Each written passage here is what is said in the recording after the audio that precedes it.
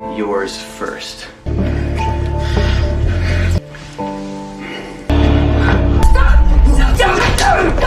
ये कहानी है जेनिफर की, जो कि एक एलिवेटर में एक अनजान आदमी के साथ फंस जाती है और इन्हें बाहर निकालने के लिए अगले 3 दिनों तक यहाँ पर कोई भी नहीं आने वाला। फिर धीरे धीरे इन दोनों के कई सारे राज बाहर आते हैं। कहानी की शुरुआत होती है और हम जेनिफर को देखते हैं, जो कि देर रात अपने ऑफिस में काम कर रही है और अभी जेनिफर के ऑफिस में उसके अलावा दूसरा कोई भी नहीं है। और जेनिफर देर रात तक इसलिए काम कर रही है क्योंकि अगले 3 दिनों के लिए ये ऑफिस बंद होने वाला है, क्योंकि जल्दी ही वैलेंटाइन वीक शुरू हो रहा है। इसीलिए आज रात जेनिफर को फ्लाइट पकड़नी है ताकि वो अपने मंगेतर के पास पहुंच सके। और आज है फ्राइडे नाइट और ये ऑफिस सैटरडे, संडे और मंडे को बंद रहने वाला है और ऑफिस दोबारा ट्यूसडे से खुलेगा। और अपने मंगेतर से मिलने के लिए जेनिफर भी बहुत एक्साइटेड है, इसलिए अपने मंगेतर के पास एक मेल भेजती है कि वो जल्दी ही यहाँ से निकलने वाली है। फिर जेनिफर झटपट अपना काम निपटाती है और अपने पर्स में थोड़ी टॉफी रखती है और यहाँ से निकल पीडीडी देती है। तभी दूसरी तरफ हम एक और आदमी को देखते हैं और वो भी देर तक काम कर रहा था और इस आदमी के हाथ में एक शैंपेन की बोतल है और अब ये आदमी भी अपने ऑफिस से निकल पीडी देता है। तभी हम जेनिफर को देखते हैं, जो कि लिफ्ट तक पहुंच चुकी है और जेनिफर अभी 49वें माले पे है। और अब जेनिफर जैसे ही 42वें माले पे आती है, इस लिफ्ट में वो आदमी भी आ जाता है। फिर इनकी लिफ्ट नीचे जाने लगती है। इस बीच वो आदमी जेनिफर से बात करने की कोशिश करता है। जेनिफर उसकी बातों को सुनती है और वो थोड़ा बहुत जवाब भी देती है, लेकिन जेनिफर को देखने के बाद लगता है कि उसे इस आदमी में कोई भी रुचि नहीं है। तभी ये आदमी लिफ्ट के दीवारों पर जेनिफर को कुछ दिखता है और जैसे ही जेनिफर उस तरफ देखती है, वैसे ये लिफ्ट रुक जाती है और ये समझ नहीं पाते हैं कि आखिर यहाँ पे क्या हुआ।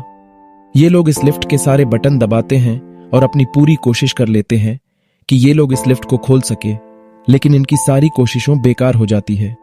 इस बीच भी ये लोग कैमरे पर भी बार बार मदद के लिए इशारा करते हैं, लेकिन वहां से भी इन्हें कोई जवाब नहीं आता, क्योंकि इस पूरे बिल्डिंग में इनके अलावा और कोई भी नहीं है।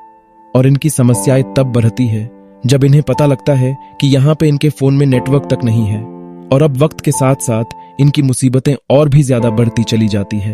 15 मिनट के बाद ये लोग दरवाजे पर चिल्लाने लगते हैं, लेकिन इन्हें बाहर से कोई भी जवाब नहीं मिलता।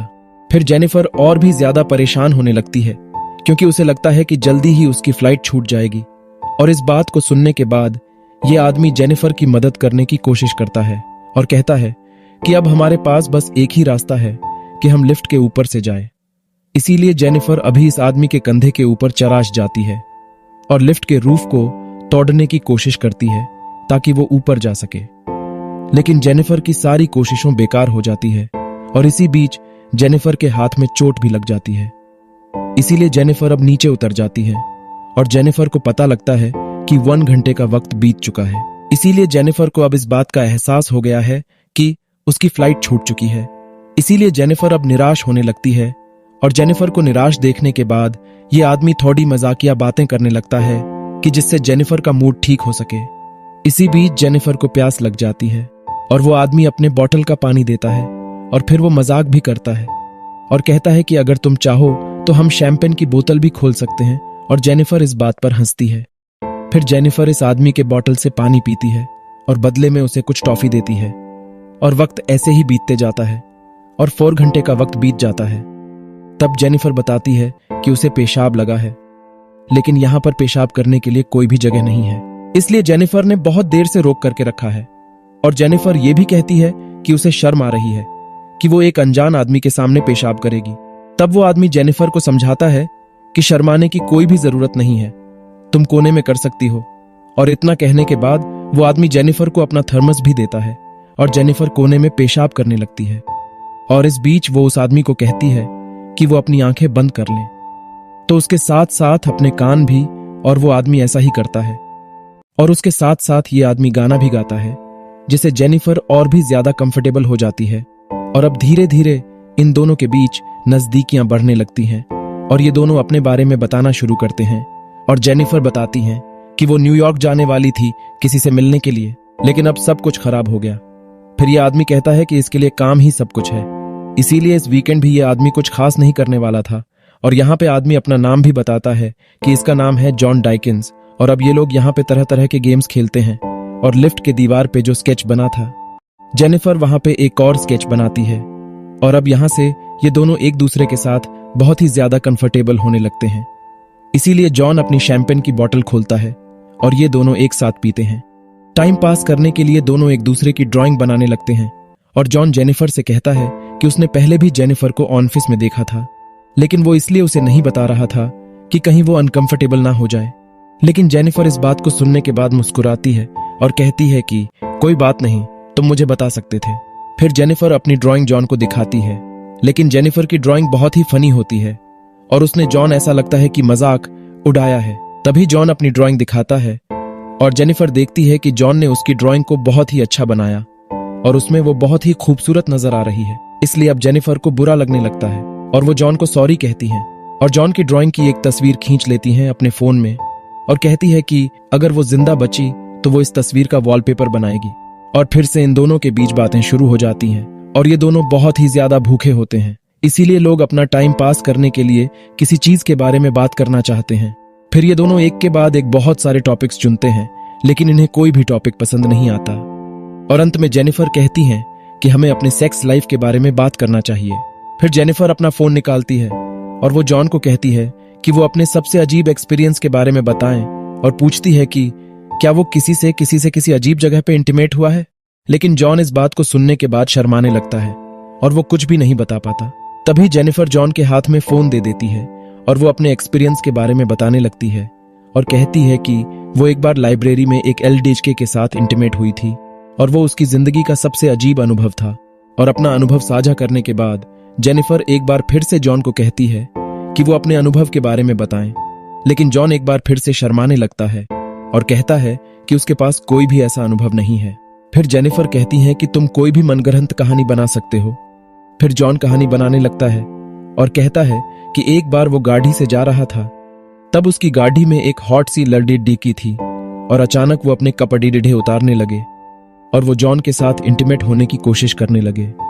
लेकिन इतना बोलने के बाद जॉन चुप हो जाता है और कहता है कि मुझे लगता है कि मैंने कुछ ज्यादा ही बोल दिया।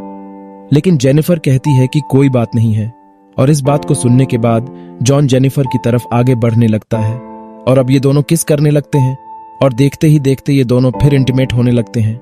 और इंटीमेट होने के बाद जॉन जेनिफर से कहता है कि उसे लगता है कि वो जेनिफर से प्यार करने लगा है।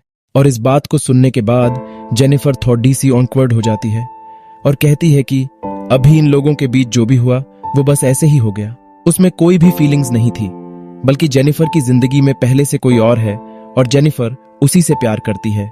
लेकिन जॉन यहाँ पे अजीब हरकतें करने लगता है और कहता है कि वो जेनिफर से प्यार करता है और जेनिफर जिसे चाहती है वो जेनिफर को डिजर्व भी नहीं करता है। और इस बात को सुन के जेनिफर भड़क जाती है और कहती हैं कि हमारे बीच जो भी था यहीं तक था। जैसे ही हम इसे एलिवेटर से बाहर निकलेंगे तुम्हारे और मेरे रास्ते अलग हो जाएंगे और शायद हम फिर कभी ना मिले। फिर इन सारी बातों को सुनने के बाद जॉन रोने लगता है और कहता है कि मैंने तुम्हें अपने बारे में हर एक बात झूठ बताई थी और मैंने तुम्हें यह भी झूठ बताया कि मैं कहां पे काम करता हूं, बल्कि मैं तुम्हें हर रोज देखता रहता था। जॉन ये भी कहता है कि उसे जेनिफर का पूरा टाइम टेबल मालूम है। फिर जॉन अपना फोन बाहर निकालता है और वो जेनिफर को उसमें उसकी तस्वीर दिखाता है और कहता है कि मेरे पास आज की भी वीडियो है जब तुम इस एलिवेटर में घुसी थी। और अब जॉन अपने बारे में बताता है कि वो इस बिल्डिंग में सिक्योरिटी गार्ड का काम करता है और वो हर रोज जेनिफर को देखते रहता था, लेकिन एक सिक्योरिटी गार्ड को कोई भी नहीं देखता, इसीलिए जेनिफर को इस आदमी की शक्ल तक याद नहीं थी, जबकि ये आदमी हमेशा ही फ्रंट डेस्क पे बैठा होता था। और ये सब बताने के बाद जॉन कहता है कि उसने ही सारी चीजों की प्लानिंग की थी। और इतना कहने के बाद वो अपने जेब से लिफ्ट की चाबी निकालता है और कहता है कि मैं चाहूं तो अभी लिफ्ट खोल सकता हूं, और वो चाबी को लिफ्ट में लगा देता है। और अब जेनिफर इन सारी बातों को जान करके बहुत ही ज्यादा गुस्सा हो जाती है और कहती है कि तुम्हें मैं पुलिस में भिजवा दूंगी, उसके बाद तुम्हें सजा होगी। और इस बात को सुनने के बाद जॉन गुस्सा हो जाता है और वो जेनिफर को पकड़ने लगता है। इसी बीच जेनिफर का पैर लगता है उस चाबी में और लिफ्ट की चाबी लिफ्ट के अंदर ही टूट जाती है और लिफ्ट की सारी बत्तियां बिलिंग करने लगती है और इन दोनों के बीच एलईडी डाई होने लगती है। और इसी एलईडी डाई में जेनिफर जॉन के सिर पर वार करती है और जॉन बेहोश हो जाता है और जेनिफर डर जाती है। उसे लगता है कि जॉन मर चुका है, इसीलिए वो जॉन के पास जाती है। तभी जॉन जेनिफर का सर नीचे पटक देता है और जेनिफर भी बेहोश हो जाती है और जब थोड़ी देर के बाद जेनिफर को होश आता है तो वो देखती है कि जॉन पहले से ही होश में आ चुका है। इसीलिए वो जॉन से पूछती है कि तुमने ऐसा क्यों किया। तब जॉन कहता है कि मैं तुम्हारे साथ डेट पर जाना चाहता था, लेकिन मैं तुमसे ऐसे पूछता तो तुम मना कर देती। इसीलिए मेरे पास बस एक यही रास्ता था, जब हम इंसानों की तरह मिल सके और तुम मुझे गार्ड ना समझो। फिर जेनिफर कहती है कि तुम मुझे ऐसे ही बंद करके नहीं रख सकते। इस कंपनी में जरूर कोई ना कोई आएगा और वो इस लिफ्ट को खोलेगा। तब वो आदमी कहता है कि ट्यूसडे से पहले यहाँ पे कोई नहीं आने वाला। और उसके साथ साथ जॉन ये भी कहता है कि मैंने तुम्हारे साथ कुछ भी गलत नहीं किया, हमारे बीच जो भी हुआ वो तुम्हारी मर्जी से हुआ है। तब जेनिफर कहती है, लेकिन तुमने मुझे किडनैप किया है और तुम्हें इसके लिए सजा होकर रहेंगी। और इस बात को सुनने के बाद जॉन गुस्सा हो जाता है और वो एक बार फिर से जेनिफर पर हमला करने लगता है और वो जेनिफर के हाथ से वो गिफ्ट पैक छीन लेता है। और जेनिफर ये सारे गिफ्ट्स अपने मंगेतर के लिए लेकर के जा रही थी। जैसे ही गिफ्ट को खोलता है उसे अंदर एक शर्ट मिलती है और जॉन उस शर्ट को पहन लेता है। फिर वो जेनिफर को कहता है कि वो बाकी सारे गिफ्ट्स को खोलें और जेनिफर जैसे ही डब्बा खोलती है, जॉन को उस डिब्बे के अंदर एक सिगार मिलता है और जॉन इस सिगार को पीता जाता है और वक्त ऐसे ही बीतते जाता है। और थोड़ी देर के बाद जॉन जेनिफर से माफी मांगता है और कहता है कि मुझे माफ कर दो कि मैंने तुम्हारे साथ ये सब कुछ किया।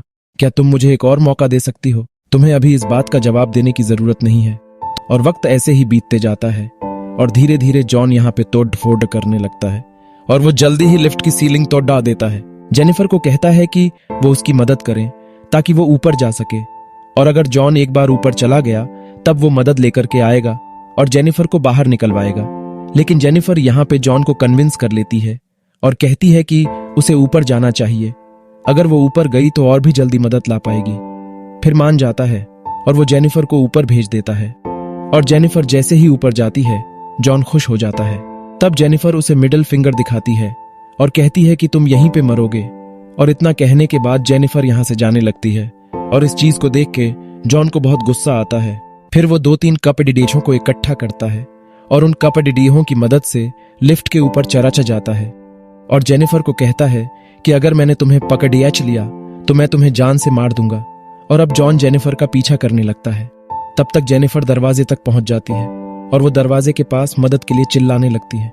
तभी जो उसका पैर पकड़ डै करके नीचे खींचता है और ये दोनों वापस आकर के लिफ्ट में गिर जाते हैं और बेहोश हो जाते हैं। फिर थोड़ी देर के बाद जेनिफर को होश आता है और उसे फायर अलार्म नजर आता है।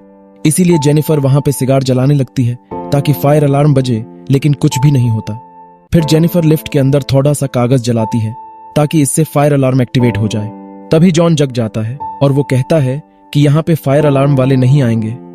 और अब इस बात को सुनकर जेनिफर और भी ज्यादा गुस्सा हो जाती है और वो जॉन को धमकी देती है कि वो सिगार के लाइटर से उसे जला देगी अगर उसने सब कुछ कबूल नहीं किया तो। और जॉन सब कुछ कबूल करने के लिए मान जाता है। जब जेनिफर अपना फोन निकालती है और उसे सब कुछ कबूल करने के लिए कहती है, तब जॉन कहता है कि उसने ही जेनिफर को यहाँ पर फंसाया है। और वो जैसे ही लिफ्ट में घुसा, जेनिफर की नजरों से बच के उसने लिफ्ट में चाबी लगाई और लिफ्ट को बंद कर दिया। और उसके साथ साथ जॉन यहाँ पे सारी बातों को कबूल कर लेता है और जेनिफर उन सारी बातों को अपने फोन में रिकॉर्ड कर लेती है। और वो जो उनसे पूछती है कि आखिर उसने ऐसा क्यों किया। जॉन कहते हैं कि वो जेनिफर के साथ डेट पर जाना चाहता था। फिर यहाँ पे जॉन अपने बारे में सारी चीजें बताता है और कहता है कि पहले वो सिक्योरिटी गार्ड नहीं था, वो एक बीडीडी सी कंपनी में काम करता था और वो वहां का अकाउंटेंट था और वो इस काम में बहुत ही अच्छा था। फिर वो उस लडेडे की वाली कहानी बताता है, जिस कहानी को वो पहले मनगढ़ंत कहानी बना करके बता रहा था, और कहता है कि मेरे साथ गाड़ी में एक लड़ी डिकी थी और हम दोनों गाड़ी में ही इंटीमेट हो रहे थे। तभी गाड़ी के एक्सीडेंट हो गया और उस लड़ी डिकी की मौका वारदात पर ही मौत हो गई। फिर मुझे 6 महीने के लिए जेल में डाल दिया गया और जब मैं जेल से बाहर आया तब मुझे कोई भी नौकरी देने को तैयार नहीं था। इसीलिए मुझे सिक्योरिटी गार्ड की नौकरी करनी पड़ी थी। लेकिन वक्त बीतते गया और मैं अपने पुराने समय को मिस करने लगा, इसीलिए वो डेट पे आना चाहता था। लेकिन इन सारी बातों को सुनने के बाद जेनिफर कहती है कि आखिर तुमने मुझे ही क्यों चुना। तब जॉन कहता है क्योंकि मैं तुम्हें पसंद करता था। और अब यहां से समय ऐसे ही बीतते जाता है और मंडे का दिन आ जाता है। तभी अब इस कंपनी के एक और सिक्योरिटी गार्ड को देखते हैं जो अपनी गर्लफ्रेंड को लेकर के चोरी चुपके से यहाँ पे आया हुआ है। और ये गार्ड जॉन को यहाँ पे ढूंढने लगता है। लेकिन जब जॉन उसे नहीं मिलता तब वो सिक्योरिटी फुटेज देखने लगता है और उसे पता लगता है कि ये दोनों को दोनों लिफ्ट में फंसे हुए हैं। इसीलिए वो माइक से लिफ्ट में कहता है कि वो उन्हें बचाने के लिए आ रहा है और जेनिफर गार्ड को कहती है कि वो जल्दी है कि उसे मदद की जरूरत है। फिर ये गार्ड भी जल्दी पहुंचता है लिफ्ट के पास और वो एक रोड की मदद से लिफ्ट के दरवाजे को खोलने लगता है और जेनिफर उसे कहती है कि उसे पूरे दरवाजे को खोलना पड़ेगा और जेनिफर गार्ड से बात कर ही रही होती है। तभी जॉन जेनिफर को पकड़ ही लेता है और उसका मुंह दबा देता है और वो गार्ड को कहता है कि उसे अंदर आना पड़ेगा और वो गार्ड जैसे ही अंदर घुसता है जॉन उसे मार देता है और वो जेनिफर को भी बेहोश कर देता है। फिर वो जेनिफर को लेकर के बाहर आता है और उसे अपनी गाड़ी की डिक्की में डाल देता है और पहुंचता है वॉशरूम में, जहां वो अपने शरीर को साफ करता है और सिक्योरिटी गार्ड की ड्रेस को पहन लेता है।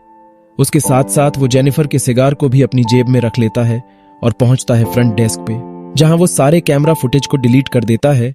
तभी वो उस गार्ड की गर्लफ्रेंड को देखता है और जॉन उसे भी मार देता है और वो इनकी बॉडी को भी ठिकाने लगा देता है और जेनिफर को गाड़ी की डिक्की में डाल करके यहां से निकल पड़ी दिखता है ताकि वो उसे भी ठिकाने लगा सके। फिर थोड़ी दूर आने के बाद जॉन को एक कचरे का डब्बा मिलता है जहां पे वो तेल डालने लगता है और तेल डालने के बाद वह जैसे ही डिक्की खोलता है और जेनिफर को बेहोश पाता है, लेकिन जेनिफर होश में आ चुकी होती है और वो नाटक कर रही होती है और जॉन जेनिफर से कहता है कि वो उसे अभी पसंद करता है, लेकिन हालात ऐसे हैं कि उसे अब जेनिफर को मारना पीड़ी ढेगा।